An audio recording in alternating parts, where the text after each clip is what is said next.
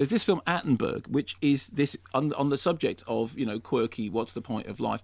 So it's a very strange little movie, quick movie, centering on two women, one of whom is sort of, to some extent, outgoing and gregarious, although I say to some extent. The other of whom is completely alienated, completely cut off from normal human interaction, who is tending to her dying father and attempting to deal with the alienation which she feels from the world, whilst dealing with the fact that this relative to him she's very, very close is in the last stages of a terminal illness. And he wants her to engage with the world, but she says, you didn't bring me up to do that. She doesn't have any ordinary relationships with men. She has very few ordinary relationships at all. And in the middle of all this, you get these funny little cutaways of the two women doing these strange sort of gnomic dance routines that seem to border on even doing Ministry of Funny Walks thing. And it's one of those movies... Sorry, could I just ask you, a gnomic dance routine? What does that mean? It means that they're not really dance routines. They're sort of little strange elliptical movements that they both do synchronised without any explanation whilst walking down a path just randomly within the drama. And that's gnomic because...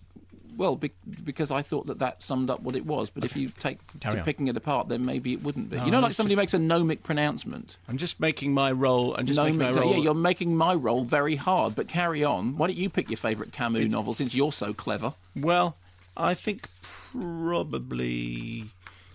Go on the internet. I can see you now on the screen. You're going through a list. The Plague. Listener Byron on Twitter, he's following it at Witted Tame. He says, Camus' The Plague is wonderful. It's my favourite of his work. So very good. That's what I'm going to say. That's the one with the car chasing. Anyway, the thing with Attenberg is, it's one of those films when all the way through you're trying to go, is it quirky or is it irksome? Does it have a sort of charming, alienated, strange, offbeat, slightly kind of comedic tone to it? Or is it actually just a little bit trying because it's not going anywhere with the character? And I watched the whole film from beginning to end, never quite resolving whether the sight of people pretending to be animals, doing strange verbal fencing matches, doing this odd little gnomic dancing, doing the Ministry of Funny Walk stuff, doing all that, and in a way it's beautifully framed. I mean, it looks really, really lovely. It's designed to within an inch of its life, and there are moments in it in which it is sort of touching and funny and dark and comic and tragic, and it is ultimately about death and alienation, and and the separation of the self from the soul, and the separation of the self from the community, and all those things are happening in it. But you're also going, is it a bit annoying, or is it me? And I got to the end of the film, and I couldn't figure out whether what it was intriguing or just a little bit annoying. And actually there is something to be, in the same way as I was a backhanded compliment before by saying an indication of how much I'd liked the previous film was how much I was cross when it messed up.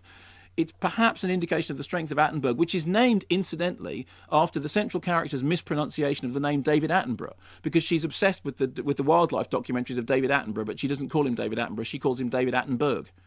So in a way... A bit like the Americans coming to Scotland. Yeah, exactly, or here flying into some berg. Yeah. But the fact that it's called Attenberg, which is a mispronunciation of is the quirkiness of that, and that title is indicative of the rest of the drama. And I don't know, irritating or intriguing, I just can't decide.